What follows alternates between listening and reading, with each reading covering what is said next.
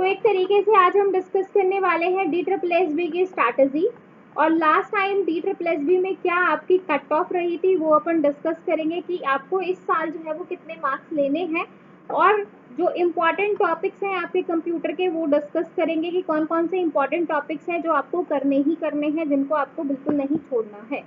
ठीक है, जैसा कि आप सभी को पता है कि भाई DSSB में 2 पेपर होते हैं। कौन कौन सा? एक होता है पेपर 1 यानी कि जिसको अपन कॉमन भी बोल देते हैं, एंड सेकंड होगा आपका जो है कंप्यूटर साइंस का, जिसमें आपका सब्जेक्ट रहेगा। ठीक है भाई, एक तरीके से एक ही पेपर में एक आपका कॉमन पार्ट रहता है और एक आपका सब्जेक्टिव वाला होता है। यहाँ पे अगेन आपको 5 पार्ट में डिवाइड होता है, 20 20 20 20 एंड 20। ये 20 हिंदी हो गया, ये इंग्लिश हो गया, ये आपका करंट हो गया यानी कि जीके हो गया, और ये आपका मैथ हो गया, और ये आपका रीजनिंग हो गया। तो इस तरीके से डिवाइडेड है। ये भी 100 नंबर का है और इधर भी आपका 100 मार्क्स का है। इसमें से 90 मार्क्स आपका कंप्यूटर और 10 मार्क्स का जो है वो आपका जो आपका टीचिंग एप्टीट्यूड है उससे रिलेटेड हो जाएगा। ठीक है भाई, कुल मिला के आप यहाँ पे देख सकते हो 100 क्वेश्चन यहाँ पे है, 100 क्वेश्चन यहाँ पे है, टोटल है 200 क्वेश्चन, और टाइम मिलेगा आपको 120 मिनट। 120 मिनट में आपको ये 200 क्वेश्चन करने होते हैं, जो कि आप सभी को पता है। ठीक है भाई, अब हम यहाँ पे बात कर लेते हैं कि भाई टाइम जो है आपको पेपर 1 भी आपके लिए उतना ही इम्पोर्टेंट और पेपर 2 भी उतना ही इम्पोर्टेंट है। अब मैं यहाँ पे अगर कट ऑफ की बात करूँ तो कट ऑफ जो है आपका 2014 में पहली बार आपकी जो है वैकेंसी आई थी, जिसका एग्जाम जो है 2017 में जाके हुआ था। अब यहाँ पे अगर मैं कट ऑफ की बात करूँ तो ये जो कट ऑफ थी बहुत ही कम थी, क्योंकि यहाँ पे वैकेंसी जो है वो 2000 प्लस थी और कट ऑफ बहुत ही कम गई थी। अगर मैं यहाँ पे जो है जनरल कैटेगरी की बात करूँ तो 90 थी, और ओबीसी कैटेगरी की अगर बात की जाए तो 68.6 थी। ठीक है भाई, और एससी और एसटी की बात की जाए 64.75 थी और 58.80 थी। ठीक है भाई, जो कि बहुत ही कम कट ऑफ आप यहाँ पे बोल सकते हो। ठीक है, अब फिर वैकेंसी आई 2020 के अंदर। तो 2020 में जो आपकी कट ऑफ रही थी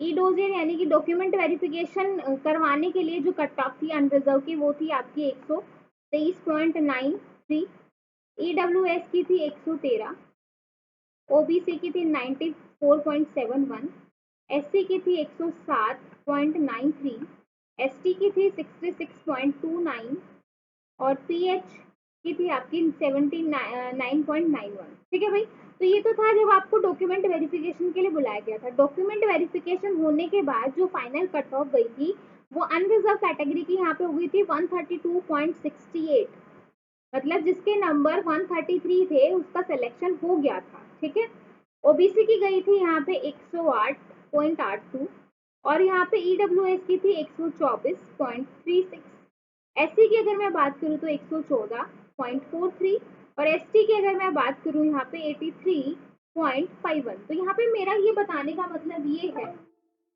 कि ई डोजियर से आपको जो है 10 नंबर एक्स्ट्रा लेने पड़ेंगे अगर आपको फाइनल सिलेक्शन करवाना है। तो आप यहाँ पे देख भी सकते हो कि भाई फाइनल सिलेक्शन के लिए जिनके 10 नंबर एक्स्ट्रा थे उनका आराम से जो है सिलेक्शन हो गया।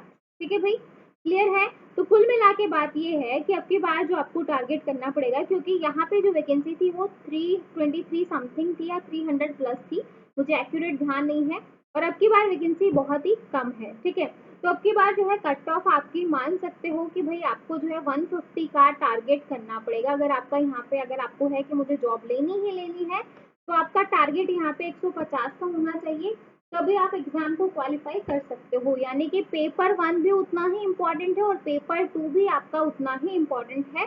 दोनों पे आपको फोकस करना है, दोनों पे आपको 70 से 80 70 से 80 के बीच में मार्क्स लेने हैं, तभी आपका यहाँ पे फाइनल में सिलेक्शन होगा। क्लियर है भाई? क्लियर है? हाँ जी, किसी भी बच्चे को कट ऑफ में डाउट हो, आपको एक माइंड में एक क्लैरिटी हो गई होगी कि इस 25 से 30 दिनों में आपको जो है आपके मार्क्स जो है वो 150 तक लेके जाने हैं। भाई मॉक टेस्ट लगा के देखो आपके कितने नंबर आ रहे हैं, क्या आ रहा है। अब मैं आपको बता देती हूँ कि कंप्यूटर के कौन कौन से इम्पोर्टेंट जो है यहाँ पे सब्जेक्ट होने वाले। समझ में आ रहा है सभी को? मुझे आप लोगों के कमेंट नहीं दिखाई दे रहे हैं। हाँ जी, समझ में आ रहा है सभी को? ओके, अब हम बात कर लेते हैं कंप्यूटर साइंस के इम्पोर्टेंट सब्जेक्ट की। उनको आप अपनी कॉपी में नोट डाउन कर लीजिए, कंप्यूटर साइंस के कौन कौन से इम्पोर्टेंट सब्जेक्ट हैं। सबसे पहले आपका डिजिटल में सबसे पहले नंबर सिस्टम, वैसे नंबर सिस्टम कहीं कहीं पे अलग होता है, वैसे नंबर सिस्टम हम अपना डिजिटल में ही करते हैं। नंबर सिस्टम काफी इंपॉर्टेंट है, ऐसा है ही नहीं कि नंबर सिस्टम से क्वेश्चन ना आए, गेट में से क्वेश्चन ना आए, यानी कि आपका लॉजिक गेट, एक्सप्रेशन का कोई क्वेश्चन ना दे, ऐसा हो ही नहीं सकता। के मैप से क्वेश्चन ना दे, ऐसा भी नहीं हो सकता। बाकी कॉम्बिनेशन सर्किट में एडर क्या होता है, हाफ एडर क्या होता है, फुल एडर क्या होता है, हाफ एडर में कितनी इनपुट कितनी आउटपुट होती है, फुल एडर में कितनी इनपुट कितनी आउटपुट होंगी, कितने नैंड गेट से आउटपुट जो है हाफ एडर बनता है, कितने नैंड गेट से फुल जो है एडर बनता है। तो ये चीजें आपको पता होनी चाहिए। एक तरीके से आपको जो है नॉर्मल यहाँ पे जो है कॉम्बिनेशन और सिक्वेंशियल के बारे में थोड़ा बहुत पता होना चाहिए, बहुत डिटेल नहीं, लेकिन आपको पता होना चाहिए क्या क्या चीजें इसके अंदर होती है। ठीक है, तो ये मेन टॉपिक है जहाँ से हर बार एग्जामिनर आपसे क्वेश्चन पूछता है, और ये मैं मेन टॉपिक्स आपको लाइव क्लासेस में अभी भी ऑलरेडी करवा चुकी हूँ। ठीक है, उसके बाद आता है आपका ऑपरेटिंग सिस्टम। ऑपरेटिंग सिस्टम में मैंने आपको बताया था कि लास्ट टाइम जो 5 शिफ्ट में पेपर हुआ था, पेजिंग में से क्वेश्चन आया था, यानी कि आपका LRU हो गया, फीफो हो गया, ब्लडी एनोमली प्रॉब्लम कहाँ आती है, ऑप्टिमल पेज रिप्लेसमेंट एल्गोरिथम हो गई, मेमोरी मैनेजमेंट वाला पार्ट हो गया आपका।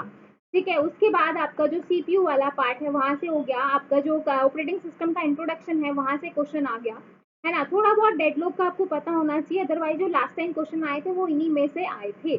ठीक है भाई, और जो आपका एक जो है पेज फॉल्ट में से क्वेश्चन आया था, पेज फॉल्ट क्या होता है, पेज हिट क्या होता है, तो ये चीजें आपको बेसिक सी टर्म्स है लेकिन आपको पता होनी चाहिए। डिस्क शेड्यूलिंग के थोड़े से एल्गोरिथम का बारे में आपको पता होना चाहिए, मे बी आपको सॉल्व करने आ जाए।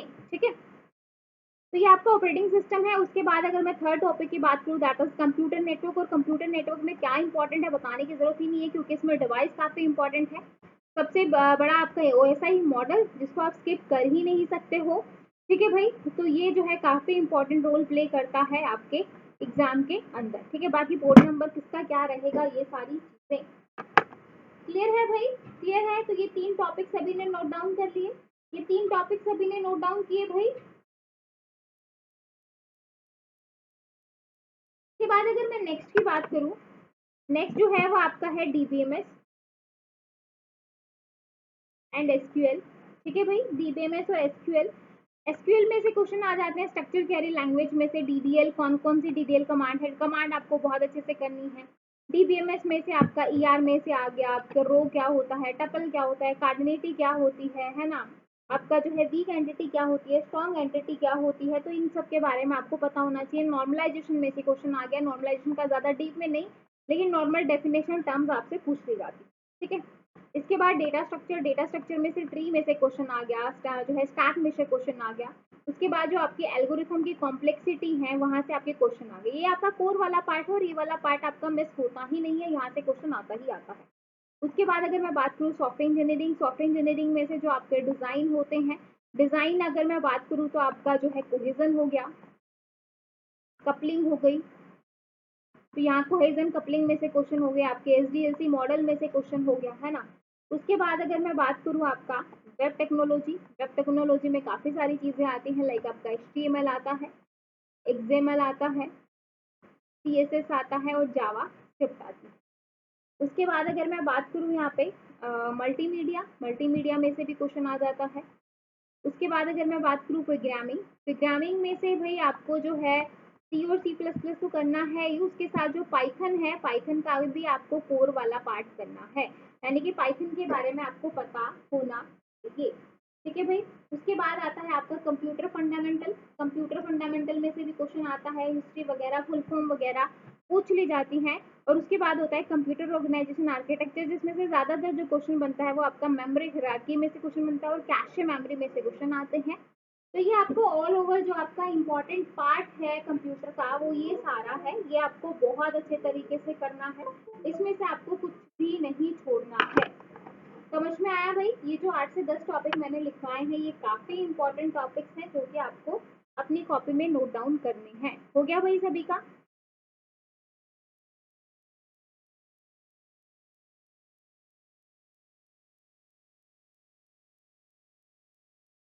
हाँ जी भाई, हाँ ना में जवाब दे दो। समझ में आया सभी को?